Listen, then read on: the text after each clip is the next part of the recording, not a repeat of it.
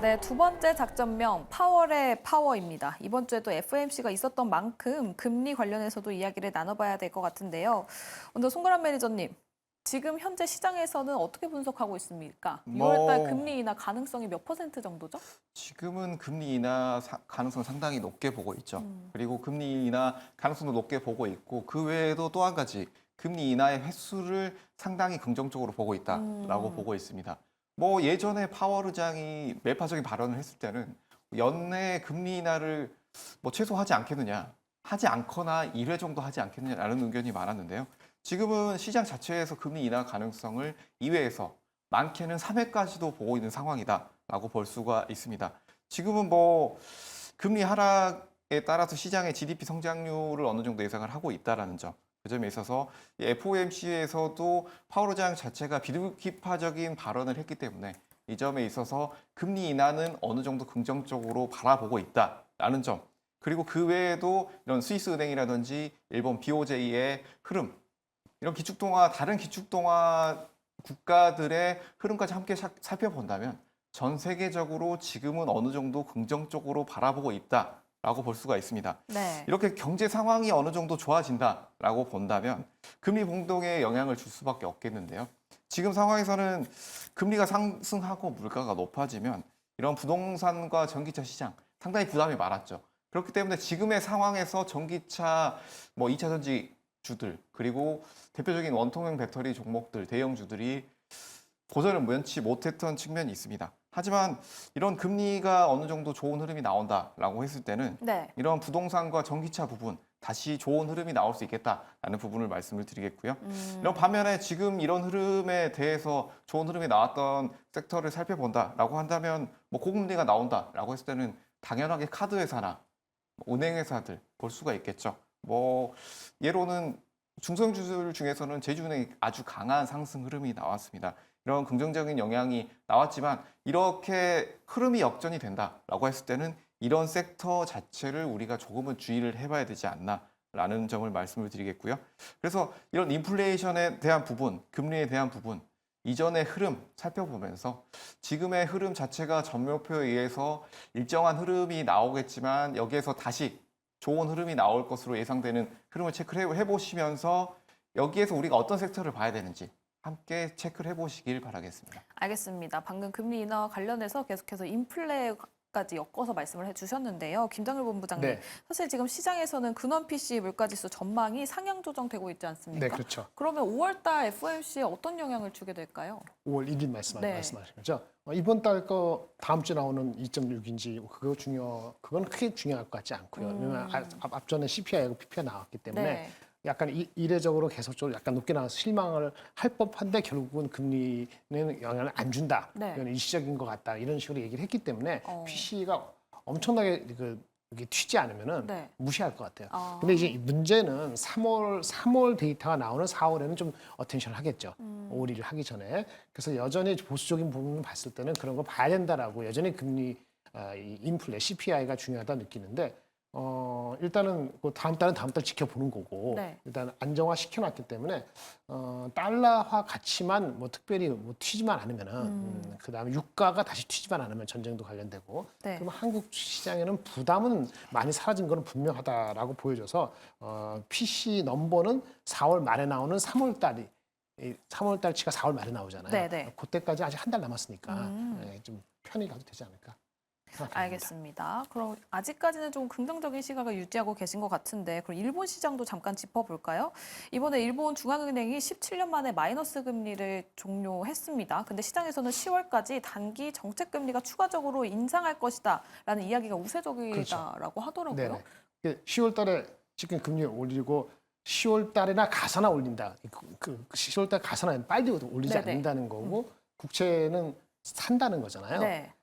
그러니까 이제 무슨 얘기냐면은 그 금리를 상징적으로 올렸지만 실질적인 실질 금리가 빨리 올라가지 못하게 만드는 효과를 하기 때문에 일본장이 내려가려다가 안 내려가고 네. 엔이 고가 안 되고 엔 저가 오히려 되고 왜 그렇죠. 달러가 이제 금방 금리를 이렇게 확 내리는 게 아니니까는 네. 아직은 그래서 그런 그 약간의 미스매치되는 상태에 있다 보니까 엔고에 따른 대한민국의 수혜가 지금 느껴지지 않는 거죠. 그는 뭐 현대차나 뭐 조선주에 대한 경쟁의 관계에서의 긍정적인 것 또는 일본 자금이 한국으로 조금은 우리를 선호하지 않을까라는 약간 설레발 섞인 게 기대감에 일전에 있었는데 네. 이게 이제 일본의 그 믹스된 전략에 의해서 우리가 수혜를 바로 아직 못 받는 거니까 그러니까요. 그게 아쉽긴 한데 좀 길게 보면은 결국은 아까 10월이건 뭐간에 방향이 시간이 가면 갈수록 고화 될 것이고 달러는 결국은 6월이건 7월이고 낮출 거니까 네. 달러가 낮춰지기도 하고 시간이 가면서도 엔도 엔화는 가고 올라가고.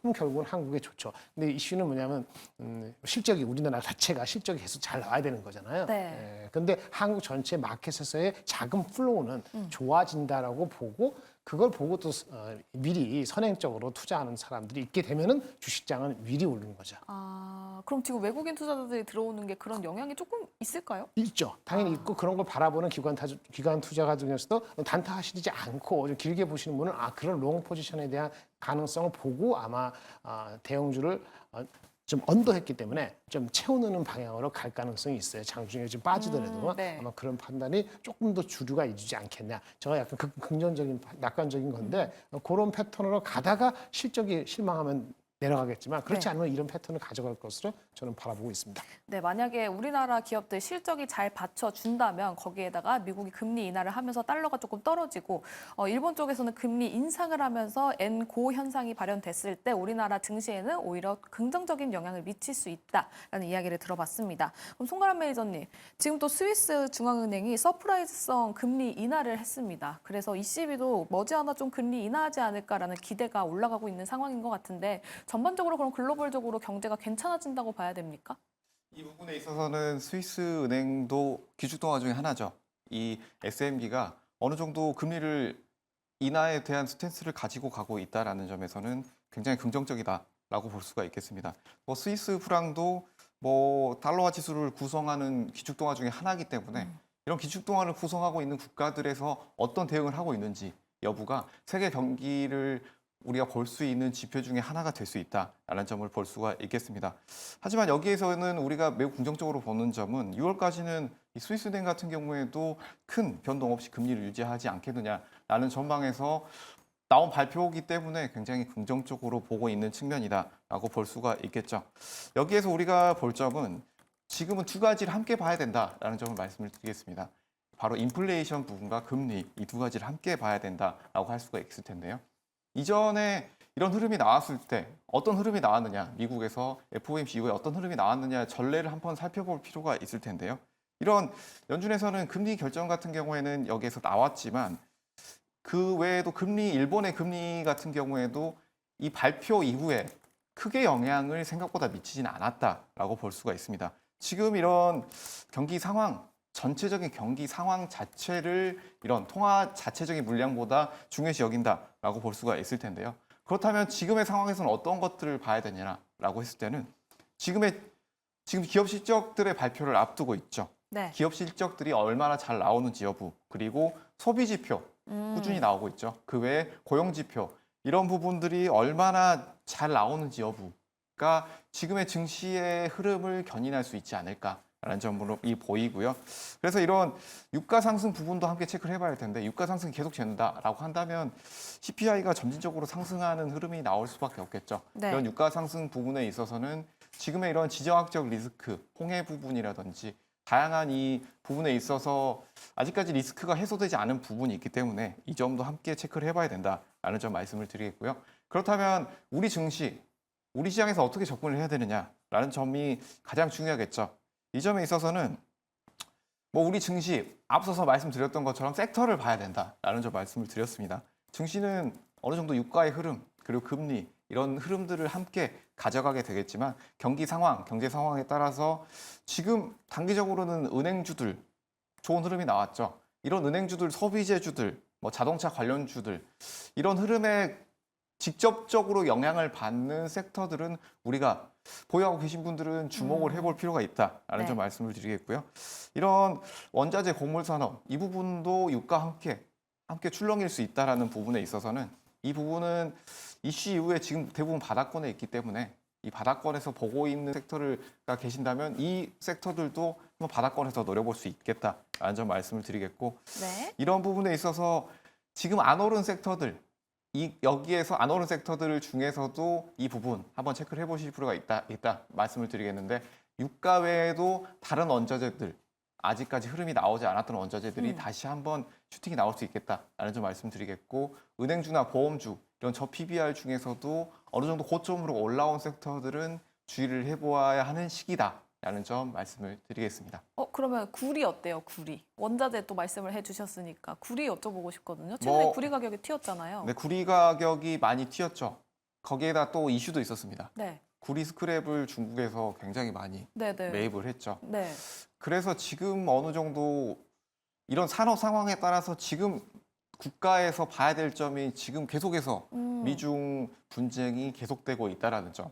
그래서 이 미중 분쟁이 해결이 되지 않는다라고 했을 때는 기존에 전통적으로 계속 이슈가 있었던 희토류라든지 그 외에 비철금속들, 뭐 구리나 니켈 이런 다양한 원자재들이 언제든 이슈가 나올 수 있기 때문에 이 부분에 있어서는 꾸준히 체크를 해보실 필요가 있다라는 점 함께 말씀드리겠습니다. 알겠습니다. 두 분 모두 강조를 하고 계신 건 우리나라 기업들의 실적 굉장히 중요하다라는 이야기를 해주시면서 또 인플레에서는 유가가 크게 상승을 하는지 이 부분을 계속해서 체크를 해보셔야 될 것 같습니다. 그럼 세 번째 작전으로 넘어가 보도록 할게요.